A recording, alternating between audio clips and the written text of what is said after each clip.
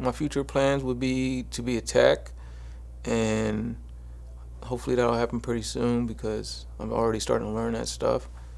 I strung up my first line the other day by myself and made a good part, so I was pretty pleased, pretty psyched. So hopefully that comes within the next year. I'm well beyond where I thought I would ever be to begin with, so I'm definitely thankful for that. Right now, it kind of seems like with the growth the company's going through, they're actually making new positions to accommodate all the new and exponential orders.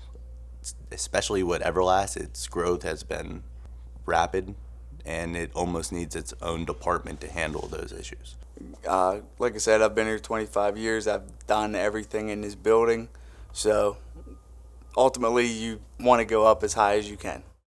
From here, I would like to move up to Master Tech next. Just keep working hard and keep learning more.